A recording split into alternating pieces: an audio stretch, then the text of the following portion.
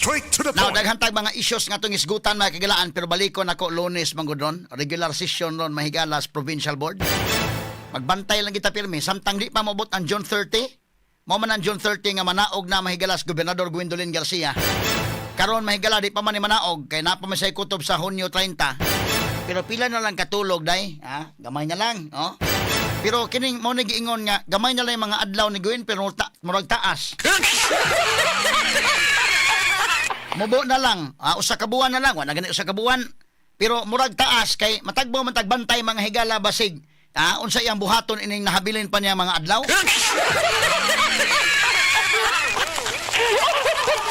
Wala nga ato ni mga higalang bantayanan.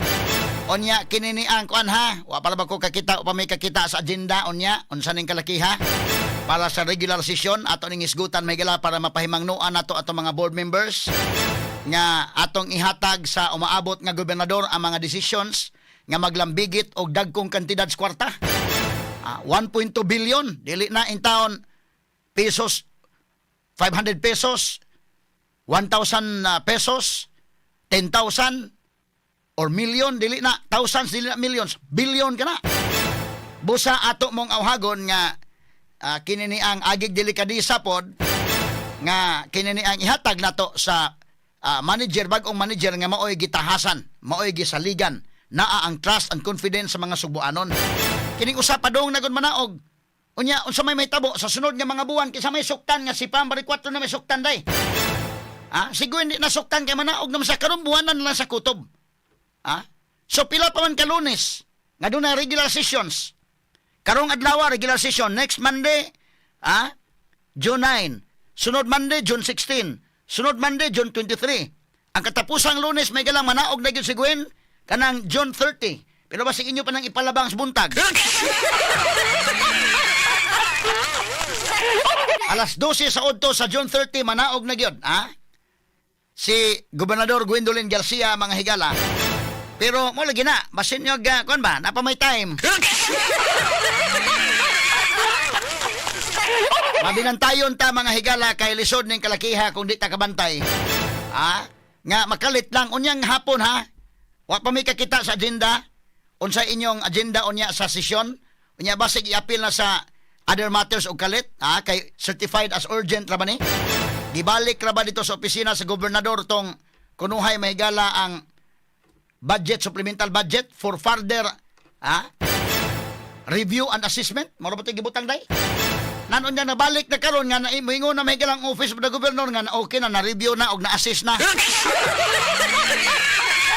O nang bantayanan na to karon sa sesyon karong hapon og akong gihagit mo nga mag-live, mag-Facebook live lang gyapon ta ha. Kay transparency man tong gusto, kay mapasanginlan mo nga mag-Facebook live man mo doon na mo inyong ibuli, Kini ang inyong mga kalihukan para mahibaw-an po sa mga tao og kinsa tong board member mahigala nga tarong kinsa pwede, kinsa tong mutingog sa alang sa tinarong kinsa dili, kinsa mo dapig sa katawhan kinsa dili. Ato ning tiwasog hisgot human lamang sa pipila ka mga mahinungdanong pahinumdom. Straight to the point. Okay, atong balikan mga kaigalaan. Sako nang giingon samtang ni anata sa buwan sa Hunyo. June 30 pamahuman si Gobernador Gwendolyn Garcia. Panahon karon sa iyang pagpamutos. Nya kay di man siya mamutos lang. Daghan pa man kuri-kurion. May ra ba ang kuri-kurion no ginagmay dinagko ra ba gyud? Kanadaan mga higalang argumento hindi kinmingon unsa man pagkaibaw ni Borgonya nga kanana ang kinini ang in bad faith mao nimo una nga pa man masugdig discuss. The fact mga kaigalaan nga na ay 1.2 billion nga ipalabang red flag na inday sa usa ka gobernador nga napildi na. Sa usa ka gobernador nga June 30 na lang kutob. Unya iyang ipadali o palabang ang 1.2 billion certified as urgent. Red flag dayon. Dili na lang ta magsudlan na sa bulsa. Kay kapoy na ang mga tao ana isod pa niyo sa bulsa oy mga bright ni mga subuanon. Unya, kanalandaan mga higalang 400 million para sa mga board members, para sa ilang local assistance fund. 400 million. Kanang 300,000 additional gasolina ninyo asa ka mo magsuloy-suroy ana. Ang 420,000 kada usa Ha? 300,000 kada usa nga gasolina day. 400,000, 420,000 kada usa nga para sa konsultan. Ug uban pa, karon lang ni. Labon sa gobernador si Gwen, wa mo tagaya na. Karon nga padung na sa exit, muhatag na siya. Ha? Kanalandaan, nga naman aron nga mahurot ng kwarta diri sa executive department in puli ni Pamila wa na. Kay tuwa na download na ninyo. Simple mo na kayo eh. Simple ka na day, kuha ni mo day. Ang mga yanong mga subuanon kasabot din eh. Wa mo kay bawa na. Nganong karon pa man eh, mo nang gigon Burgonya. Sa una mga panitag dugang panggasolina para makasuroy tas tong constituents. Nga ang gobernador si Gwen karon na manaog na siya. Ala download ang kwarta ninyo. So kini usa ka bisa pa di pa masugdag discuss kasabot na kandaan red flag ni. Certified as urgent. Ngano mo dali man siya palusot basta kwarta pa dali. Unya imong transition team wa pa gani. Nagdali nga naglangan-langan unsa man na? Sama ka na klaro kay pattern, manang klaro sa pattern. Kini mga board members nga naminaw na to karon. Og ang mga constituente ninyo, bantayan na ninyo mga board members ha. Kay kini ni ang tingog ba sa katawhan, mudapig ba sila sa katawhan or mudapig sa Gwen Garcia? Mao gina to bantayan. Unya to pahimangnuan ng mga board members, with all due fairness ninyo, napa mo'y chance nga magbag-o sa inyong kaugalingon. Ha? Napa mo'y chance nga inyong redeem ang inyong kaugalingon. Dili pa na kwan, konklusyon mo hatag ko og chance nga posible karon lang siguro ni nga napas Gwen diha. Pero niabot sa panahon, dapigan ninyo ang katawhan, ha? Kay pahimangnuan ta mo kining kapildihan ni Gwen. Hinaut unta nga makapamalandong mo nga kining iyang kapildihan mahimong mahitabo ni ninyo kung di mo mutarong sa inyong pagtrabaho diha. Straight to the point. Prangka-prangka na pagkistorya. Kisabay magdahom ni Gwen nga mapildi. Tanan din sa Sugbo og kit ang tibok nasod nagtan-aw sa Sugbo ron. Kinsay magdahom nga si Gwen Garcia mapildi mga higala. Ang usa ka banggiitan nga politiko nga way pildi-pildi. Finally napildi na gyud unya new fight pa gyud ang nakapildi. Pila ka mga apelyido gipang kulata ni Gwen dinhi nga mga apelyido o mga political figures gyud sa Sugbo. Kulata. Ha? Wa magsilbi. Karon pa hinuon pambari 4 nga wa man ni gani mga higala mailhi. Ha?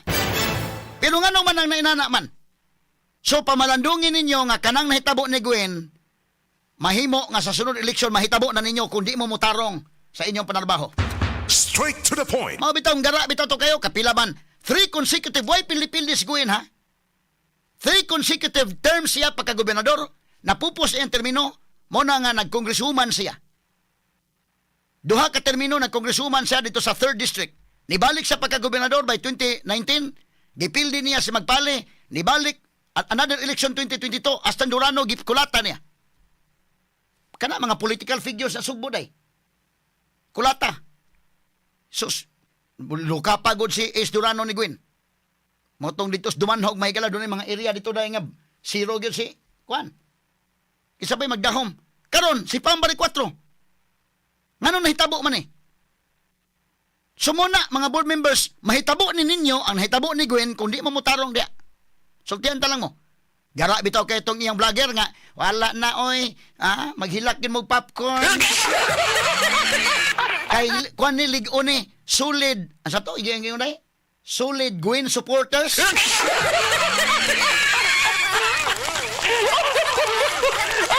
Ano mo yung gara-gara? Solid Gwen supporters. Ha? Kanang solid, no? Mahinumdum nito science sana sa una sa elementarya na to.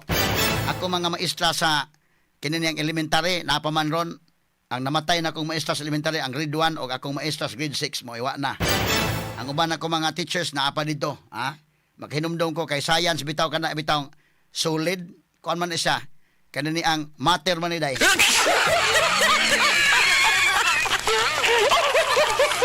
Katawa ka mga higala kay kinini ang di ba? Umingon kag solid, doon na po'y liquid, ana.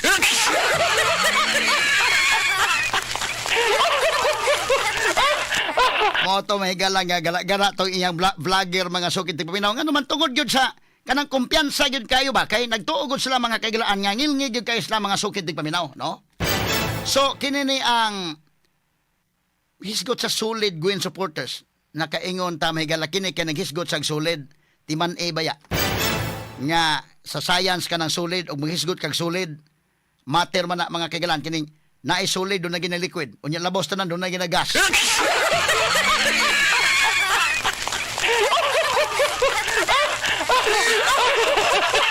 Naa na mahigalay 3 primary states of matter kinumdo mo.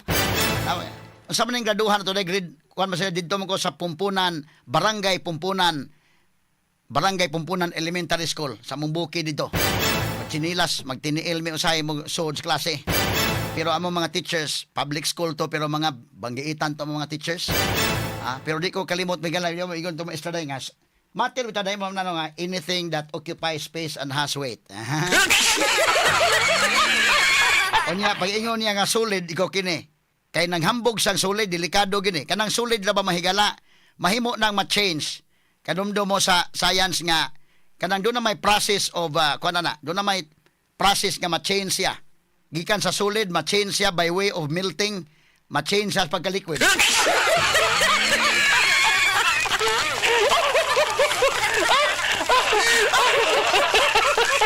kana panalitang ice, solid man na. Kanang ice mahigala, yellow may tawagan na sa Tagalog. Ambot nga nung yellow na ilang tawagan na nga puti mo na.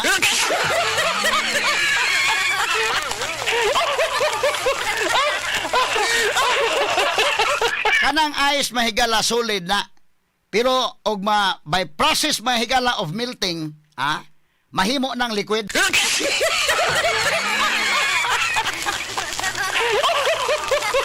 Kanomdo mo, o kana po mahigalang liquidaan, kanang tubig, liquid man na, pero imong i-freeze na, doon ay process mahigala of freezing, mahimong solid.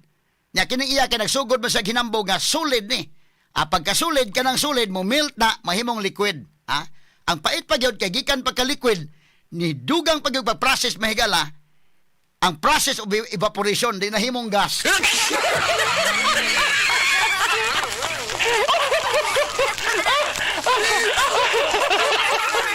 Mao na miingon si Gwen, nahanaw daw aso ang iya mahigalang supporters. Naman ang solid, dasan ang solid. Nahimo na mahigalang liquid o nahimong gas. Nahanaw daw aso. Mao na timan ninyo. Perti ka solid, oy. Hambugiro bita kay solid Gwen supporters. Maghila kay mo popcorn kay solid Gwen supporters. Abot pa sa dito sa Dumanhog, nagraling BBM isa. Asan taga Dumanhog? Di ba na ay presento din doon ay present din nga gisiruhan pa yung kontra. Askang garaa gyud. Natuog ba ko nga pagmata nako lahi ng gobernador? Inana ka gara ha? Ngano man tungod sa iyang pagsalig Gwen Garcia gud na. Solid Gwen supporters. Pero timan-in ninyo, pamalandungin ninyo ning nadangatan niya. Basig ka mong mga board members na nagsalig mo nga, dili may kay okay mi, timan-in ninyo, di ka mo mutarong ano yung serbisyo. Basig mapariha mong Gwen Garcia nga, ang solid na himong liquid by process of melting, unya mahimo pag yung gas, pinaagi sa evaporation.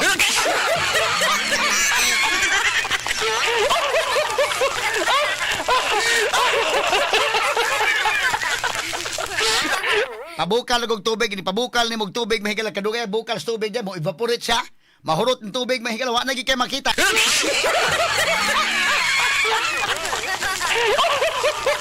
Makaingon ka daw na damgo ka lang.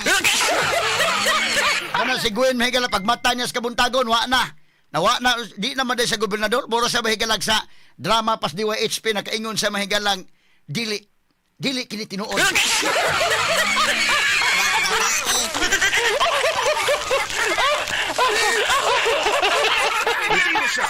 Gipukaw sa gob, di na ka gobernador gob. Dili kini tinuod. Pahimuan ta ni drama ni Francis Pares nga ang title day kwan kini ni ang title day. Titulan ta ni og daw sa damgo lang.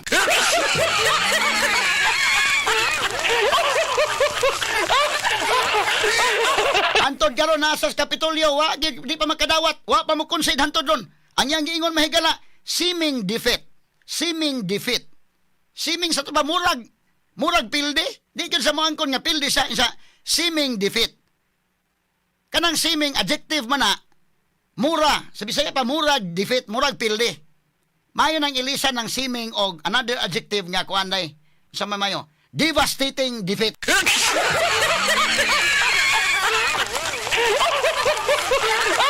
Ang word nga siming atong ilisan og devastating. Ano saktong pagka-describe di siming? Siming defeat bagud taon. Klaro anang devastating defeat na. Nakaingon sa may nagdili. Dili kini tinuod, ha? Mo nang kantahan na nimo, igo na day, igo na day.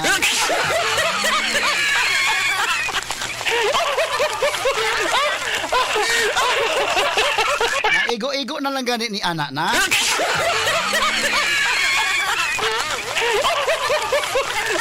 Mama ni nagka-problema ron, hantod ron mga higala. Busa kamo mga board members, pamalandungin ninyo ang hitabo ni Gwen. Hahambugiro kay itong iyang vloggers. Maghilak og popcorn, mo ni mana solid Gwen supporters. Pagka solid bitaw. Hinumdumin ninyo sa elementary na to, doon na ba tayo leksyon anang solid, liquid o gas? Matter man na, ha? Kana tatrawa, sa solid na himong liquid. Ang problemang dako pag yun kay gikan sa liquid, by process of evaporation, nahanaw yun. Nahanaw daw aso.